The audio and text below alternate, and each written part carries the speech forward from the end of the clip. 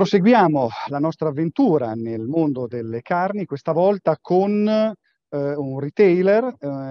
Il terzo invitato è William Paroli del gruppo Realco, a cui do il benvenuto. Ciao William. Mi senti? Ora mi senti? Eccoti, ci Ok, siamo. buon pomeriggio a tutti gli Benvenuto. interlocutori. Buon pomeriggio a Grazie. tutti. Bene, allora, William, tanto mi fa piacere averti. Devo dire che l'anomalia, se così vogliamo dire, di Realco è data un po' da quelli che sono i suoi skills che ha costruito soprattutto negli ultimi anni, quindi dedicati molto alla multicanalità. Mi spiego meglio, poi tu ce la racconterai ancora di più, ed è uno dei motivi per cui ti abbiamo invitato a questo webinar. La Realco è un'azienda che, incontrando in Emilia-Romagna aggiornamento dell'offerta, non soltanto come protagonisti del trade moderno che c'è stata, c'è stata anche una forte evoluzione, come è capitato un po' in tutta Italia, dell'offerta discount. Insomma, ci si è trovati un po' tra l'incudine e il martello. La Realco, che è un'azienda storica, ha festeggiato i 60 anni da poco tempo, quindi ha fatto davvero la storia del mondo della distribuzione, si è trovata a dover aggiornare la propria formula, e grazie al fatto che la sua storia portatrice diversi formati distributivi, oggi è protagonista con due offerte lontanissime tra di loro, quella del discount, appunto, e quella trade, normal trade, che è quella dei supermercati. Quindi tu, William, sei portatore di due culture in una e tutti i giorni lavori per queste due culture. La domanda è tu vedi due tipi di consumatori. Quali sono le differenze tra i consumatori di questi canali, a cui aggiungo anche il terzo canale, l'economy, insegna economy, che è un misto tra discount e supermercato? Che differenze ci sono tra i tre consumatori?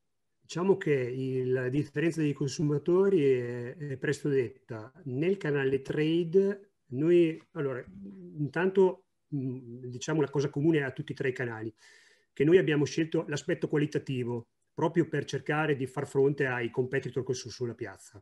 Però abbiamo definito alcune cose molto importanti. Nel canale trade abbiamo un prodotto di alta qualità, partendo dal bovino. 2 anni fa abbiamo scelto di avere solo ed esclusivamente la scottona di filiera per 360 giorni all'anno. Quindi noi facciamo il piano promozionale solo ed esclusivamente con la scottona. E nel canale trade abbiamo il banco tradizionale, vabbè, e poi i preparati e tutto il resto. Nel canale discount abbiamo un ampio assortimento di prodotto, quindi il consumatore può attingere a un assortimento completo, e soprattutto abbiamo dato spazio al peso imposto, quello che parlava prima il Mancini. Abbiamo dato molto spazio e quasi nella nostra realtà si avvicina quasi al 50% del prodotto esposto nel canale discount a peso imposto. Questa è un'evoluzione che l'abbiamo fatta negli ultimi 2 anni.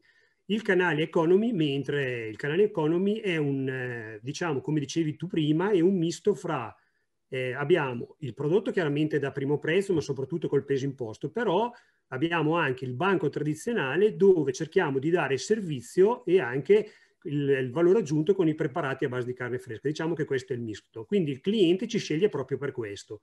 È tanto vero che noi abbiamo delle realtà dove abbiamo il supermercato alla porta di fianco, lo stesso titolare del negozio al discount. Quindi ci sceglie proprio per la tipologia di assortimento e di servizio.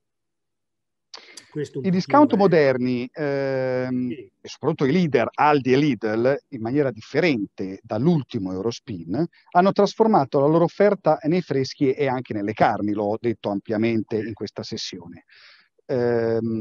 Cito Aldi e Lidl perché l'hanno, come dire, approfondita molto, libero servizio ovviamente, ma in maniera piuttosto profonda ed anche di successo.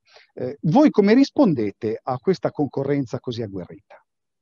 Diciamo che anche noi, proprio per cercare di far fronte ai competitor sulla piazza che sono molto agguerriti, come dicevo prima, abbiamo scelto intanto il discorso qualitativo. Noi trattiamo carni nazionali, quindi se vai nel discount, vai nel supermercato, vai nell'economy, è prodotto nazionale. Questo cosa vuol dire? Vuol dire pollame, vuol dire suino.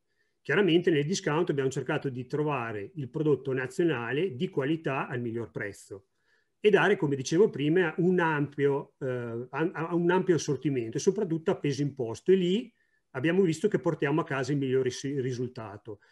La nascita del terzo canale, che è l'Economy, è proprio per far fronte su alcune piazze dove abbiamo i competitor molto agguerriti di dare qualcosa in alternativa. Dov'è che la cooperativa Realco è molto forte? Nei freschi e soprattutto frutta, carne, salumi. E per quanto riguarda la carne, cosa abbiamo fatto? Nel canale Economy abbiamo la base comunque del discount, l'assortimento discount, però abbiamo enfatizzato tutto quello che è il discorso nel banco tradizionale. Quindi cosa cerchiamo di fare per far fronte ai nostri competitor? Proprio avere un discorso qualitativo nel tempo, al miglior prezzo e ampio assortimento. Questo è un po' il nostro cavallo di battaglia e soprattutto l'altra cosa, essere molto attenti alle nuove abitudini del consumatore. Quello che si diceva prima, noi abbiamo una cosa estremamente positiva. Noi siamo una cooperativa di soci, i soci vivono in prima linea, cioè sono alle vendite. Quindi abbiamo il rapporto, come si dice, back to back nel breve tempo possibile. Quando noi proviamo dei prodotti, ad esempio ci sono diversi fornitori che sono presenti anche qua al forum, mi vengono a proporre dei prodotti innovativi. Il miglior test è nel discount, perché nel discount, io sono macellaio, quindi lo dico contro di me, però noi proviamo qualsiasi tipo di prodotto. Cosa vuol dire? Che se l'addetto che fa l'ordine delle carni lo vende, lo torna a comprare perché il consumatore lo compra. Quindi noi siamo molto attenti, quindi tutto quello che sono le innovazioni noi le andiamo a buttare dentro, dopo ci serve il meglio da riportare nei supermercati. È tanto vero che anche nei supermercati siamo molto attenti ai prodotti innovativi su quel fronte qua, proprio perché ci serve per fare, come si dice, concorrenza all'Idel, a tutti questi competitor molto agguerriti, insomma, ecco. Beh, è molto interessante la tua risposta e devo dire anche inaspettata. Di solito c'è una certa ritrosia della distribuzione organizzata nei confronti del peso imposto per la shelf life. Insomma, il socio di solito ha paura a trattare il prodotto a peso imposto. Invece tu ne parli in termini entusiastici e addirittura trasferisci l'entusiasmo che ti proviene appunto dai tuoi soci. Quindi è un argomento molto interessante, da cui però deriva una mia domanda. Quanto è il peso del fatturato del peso imposto nel totale delle carni? Allora, per quanto riguarda, io posso, i dati direi recentissimi, diciamo che il peso imposto, partiamo dal discount. Il discount, indicativamente il peso imposto viaggia intorno dal 40 al 50%, tutto quello che esce a peso imposto. È tanto vero che, come dicevo prima, è in fase di evoluzione. Negli ultimi 2 anni ho praticamente trasformato molti prodotti, ad esempio il petto di pollo a fette, il discorso hamburger e tutto il resto, a peso fisso, anche le fettine di bovino.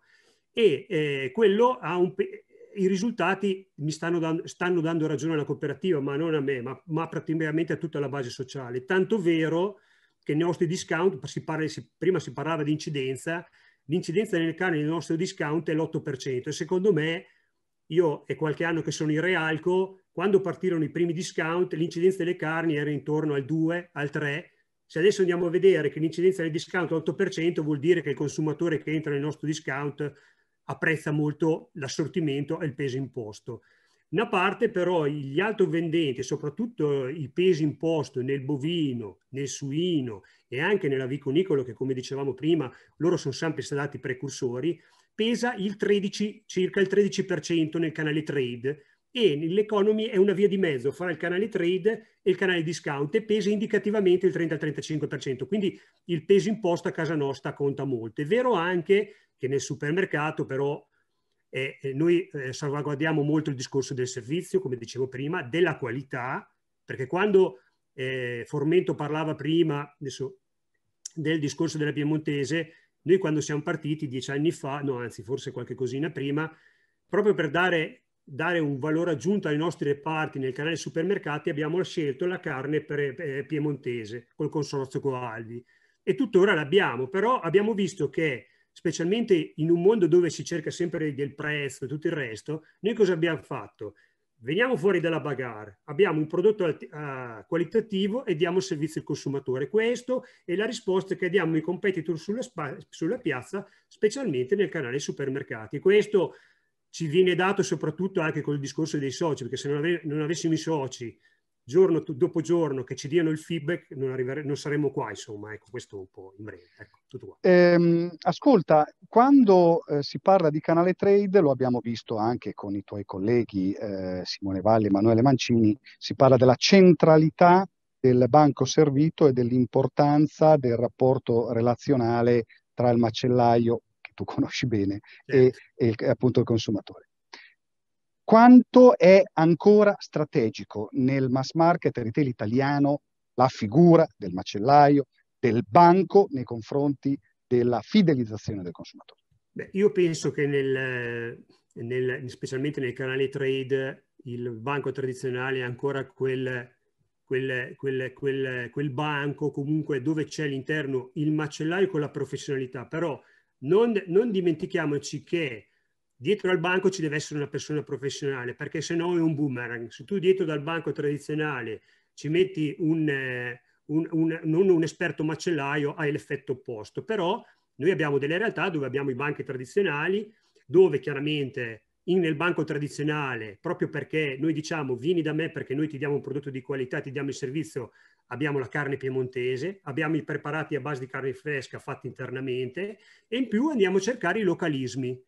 Bisogna essere molto attenti ai localismi, perché è vero anche che bisogna avere il prodotto di qualità, però attenti ai produttori e fornitori locali, quelli che ti servono per fare proprio fronte ai competitor, perché se appiattiamo tutti che siamo tutti uguali, per quale motivo deve venire in un supermercato Sigma o in un discount? Proprio per quello lì il banco tradizionale in certe realtà, non in tutte, è veramente fondamentale se non strategico. In altre, sempre nel canale trade, noi abbiamo il murale self con le vasche davanti, l'operatore di dietro però non ha il contatto col pubblico. Però abbiamo sempre salvaguardando sicuramente il discorso qualitativo. Però nel canale trade il banco tradizionale è molto, molto importante, come anche in alcune realtà nell'economy. Ad esempio, citavi tu prima il discorso dell'Eurospin e del Lidl. Noi come possiamo combattere l'Eurospin e il Lidl? Dove in quelle piazze c'è un grado di intensità molto alta di competitor, noi cosa ci differenziamo? Andiamo sul discorso dei freschi e facciamo il banco tradizionale, dove lì proponiamo il discorso qualitativo ed eventualmente il discorso dei localismi, insomma, molto importante, insomma. Perfetto. William, davvero preziosissima il tuo contributo, ti ringrazio e ti ringrazio a nome di tutta la platea. Saluto a tutti, grazie a voi.